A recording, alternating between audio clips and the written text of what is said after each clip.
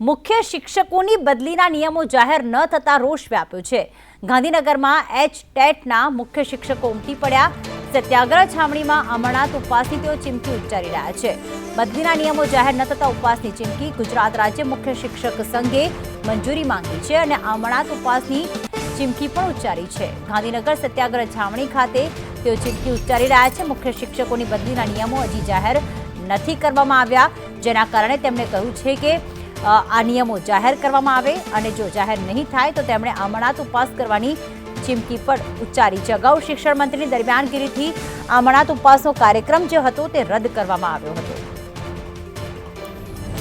હિરેન અમારી સાથે જોડાઈ ગયા છે। હિરેન, કેટલા મુખ્ય શિક્ષકો હાલમાં ઉમટી પડ્યા છે અને જ્યારે નિયમો જાહેર નથી થયા તો એમને કેટલી મુશ્કેલી પડી શકે છે?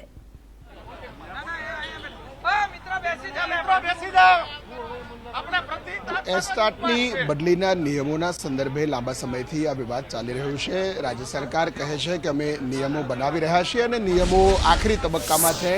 ગયા અઠવાડિયે પણ શિક્ષણ મંત્રી સાથે મુલાકાત થઈ હતી અને એ વખતે સમાધાન થયું હતું અને એ વખતે આંદોલન મોકૂફ રાખવામાં આવ્યું હતું, પરંતુ એક અઠવાડિયા જેટલો સમય થયા છતાં આ નિયમો જાહેર ન થતાં હવે શિક્ષકો જે છે કે જે એસટાટ માટે લાયક છે એવા શિક્ષકો ગાંધીનગર અહીંયા પહોંચ્યા છે અને જ્યાં સુધી ઠરાવ જાહેર ન થાય ત્યાં સુધી આંદોલન કરવાની ચીમકી, અમરનાથ ઉપવાસ કરવાની ચીમકી છે તે ઉચ્ચારી છે। બંને સંઘોએ પણ રાજ્ય સરકારને કહ્યું છે કે આનો ઝડપથી ઉકેલ આવવો જોઈએ, આનું નિરાકરણ આવવું જોઈએ અને એ માંગણી સાથે અહીંયા ગુજરાત રાજ્ય મુખ્ય શિક્ષક સંઘ કે જે સૂચિત સંગઠન નવું તૈયાર થઈ રહ્યું છે એ સંગઠનના હોદ્દેદારો છે, શિક્ષકો છે, એ પણ પહોંચ્યા છે। જે શિક્ષકો અહીંયા પહોંચ્યા છે, શું રજૂઆત છે અને ખાસ આ નિયમો શા માટે જરૂરી છે?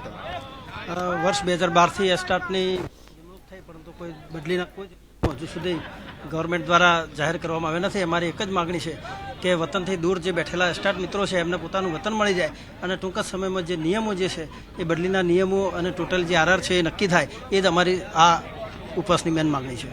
અઠવાડિયે શિક્ષણ મંત્રી સાથે તમારા આગેવાનોએ મુલાકાત કરી હતી, એ વખતે એવી તો શું ચર્ચા થઈ હતી કે એ વખતે આંદોલન મોકૂફ રાખવું પડ્યું, અઠવાડિયા પછી ફરીથી તમને આંદોલન યાદ આવે છે? મૂળ 2012થી મુખ્ય શિક્ષકની ભરતી થઈ છે અને જ્યારના શિક્ષણ મંત્રી પોતાનો પદભાર સંભાળ્યો ત્યાંની સરકાર ખૂબ મુખ્ય શિક્ષકો પ્રત્યે હકારાત્મક છે। માટે ગયા વખતે અમરનાથ ઉપવાસના પહેલા દિવસે માન્ય શિક્ષણ મંત્રીની અમારી સાથે આગેવાનો સાથે બેઠક થઈ અને એમણે કહ્યું કે તમારા આ નિયમો બદલીના ટૂંક સમયમાં આવશે, પણ આ હજુ સુધી આવ્યા નહીં। માટે આ બદલીના નિયમો ક્યાં રોકાયેલા છે તો ઝડપથી આવી જાય અને શિક્ષણ મંત્રીને પણ આનો જશ મળે, એના માટેનો આ એક અમરનાથ ઉપવાસ છે। આજે ચાલુ દિવસ છે, મંગળવાર છે, ચાલુ દિવસે પણ બધા શિક્ષકો અહીંયા આવ્યા છે। શિક્ષણની ચિંતા ખરી કે નહીં મુખ્ય શિક્ષકોને, વિદ્યાર્થીઓના? મુખ્ય શિક્ષકની કેડર જ્યારથી પણ અમલમાં આવી છે ત્યારે હું એવું ચોક્કસપણે કહીશ કે ગુજરાતના શિક્ષણમાં અભૂતપૂર્વ સુધારો થયો છે, વિદ્યાર્થીઓનો શૈક્ષણિક વિકાસ થયો છે।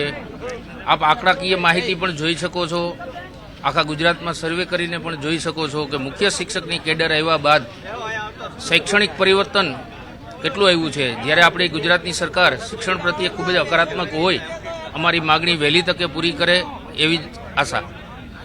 ચોક્કસ ગઈકાલે પણ આ જાહેરાત થયા પછી શિક્ષણ મંત્રી કુબેર ડિંડોરે પણ એક સોશિયલ મીડિયા મારફતે પોસ્ટ કરી હતી કે શિક્ષકોને અપીલ છે કે શાંતિ રાખે, ખૂબ જ ઝડપથી આ નિયમો છે એનું અમલીકરણ અને એની જાહેરાત કરવામાં આવશે।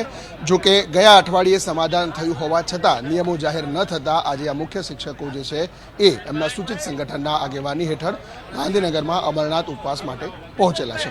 બિલકુલ, આભાર હિરેન તમામ વિગતો માટે।